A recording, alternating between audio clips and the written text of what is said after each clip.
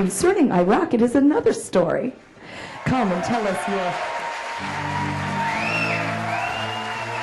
As American people and this blessed country, I think America deserves that its professionals, its volunteers to go after the terrorists and fight, and of course there will be some sacrifices.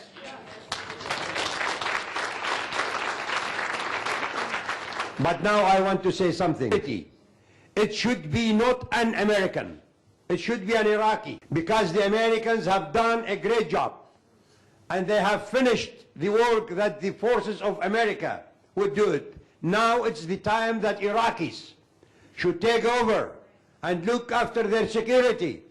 And of course at the beginning it will be difficult and will be some sacrifices, but in Iraqi side, and that is the price of the freedom of democracy. And this blessed nation have did that before. You have also sacrificed for your freedom and democracy. Now it is our time. If we want to live free and democratic, we should pay for it. We don't want somebody to pay our check for security, and our freedom. So the Iraqis must understand it is time they should operate. And I can tell you the fruit of liberation of Iraq is now in Kurdistan.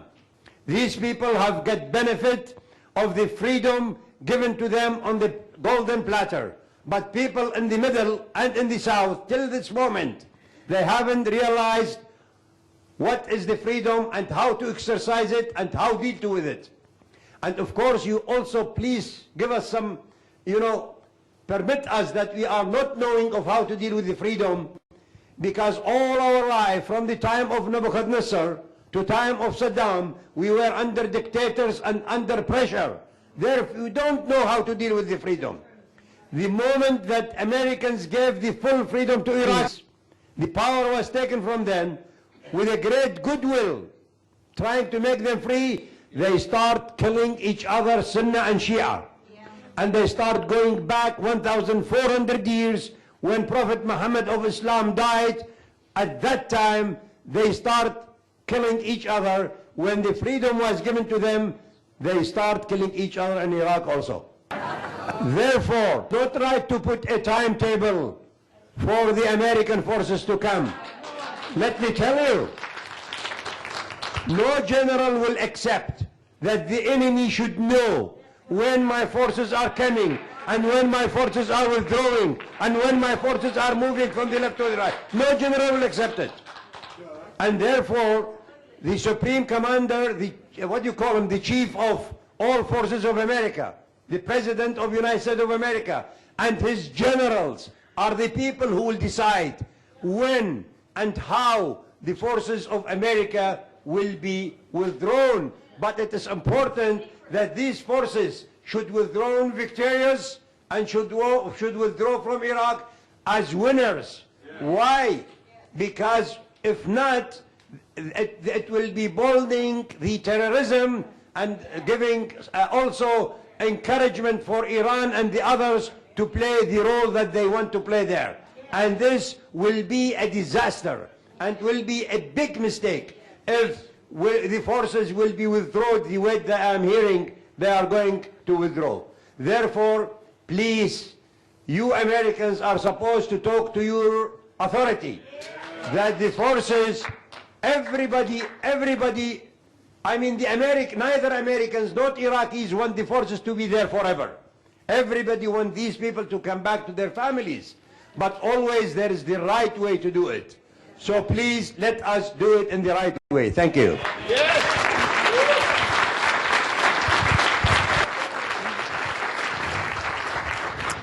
This is a good question. I have one. I'm going to say this one. It's very good.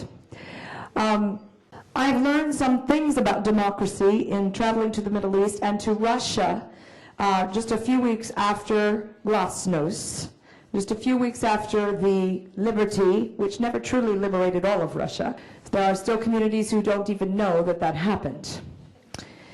But I have seen the thing that democracy without the Christian Judeo ethic will fail always, as it failed in Rome and as it failed in Greece.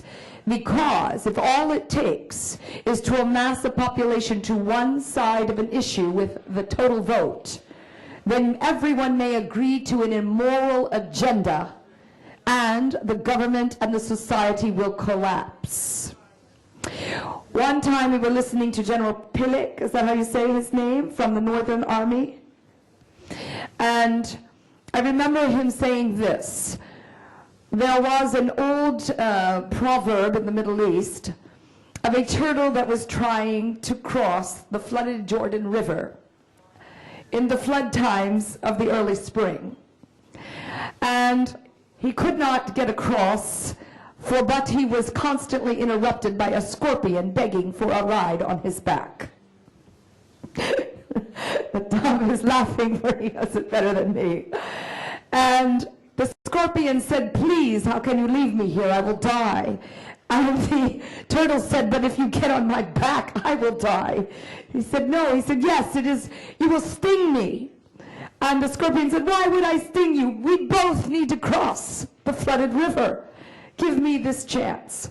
So the scorpion got on his back at long last, and sure enough, just as they came to the middle of the river, the scorpion stung the turtle in the neck. And as they were both going down, he said, "Why did you do it?" He said, "I couldn't help myself. It is the way of the Middle East." I got it right? And I had the opportunity 2 years ago at the presidential prayer breakfast in Washington, D.C., to be introduced to the prince of the deposed prince of Iraq, which General Sada knows very well, and our friend Connie Wilson. And we were speaking just before the young king of Jordan came to the podium. He was standing a few feet away from us. And he said to me, "You know, this is quite a bloodbath. Over there in Iraq, the most brilliant minds are fleeing, and there is a better plan." And I said, "What is it?" And he said, "Years ago we were promised that if we would come after the revolution ousted our family, if we would come to Washington, behave ourselves and learn all of your ways of democracy and diplomacy, that one day your government would help to put us back in power with a democratic parliament like the benevolent Queen of England. That is the only plan that will work." I thought, this is very interesting. I think it would, but I haven't heard it before. So my question now is, first to the Consul General. Why would democracy work in the Middle East, and why does it or should it work as the best solution of governing for Israel? Well, I really like the joke on the scorpion, but I have to tell you that I'm not willing to give up on the Middle East. I think you can't be a Zionist if you're not hopeful, because how would someone go to a place like this, to this very tough neighborhood, with this vision to bring back the Jewish people back to their homeland if you have no hope? So I do believe that eventually we could, we will prevail and we will reach peace. And I feel better when I see people, you know, like my friend here, because I know that we have also friends in the Arab world, and we could change the tide. We cannot let the extremists rule the Middle East. So we have Ahmadinejad, and we have his proxies, Nasrallah and Hamas and others, and we have Syria in this alliance of convenience with Iran, but we also have very good people there, and we have to empower them, and we have to help them. And this is also, I think, in many ways, the role that America can play, to empower the moderates and to let the extremists know that they cannot win And there's some room for optimism, because we see now that many moderates in the Arab world now are starting to understand the dangers from Iran and from their attempt to export their Islamic revolution to Lebanon and to other places. And suddenly you see Saudi Arabia and Jordan and Egypt and some of the countries of the Gulf and the Maghreb coming together. We're not alone. There are other moderates who also understand that peace is the answer and terrorism will not get them anywhere. We can never lose hope. So there will be some scorpions among us, but we will eventually drown them and we will stay alive. Thank you. I love that. We will drown them and stay alive. That is very nice.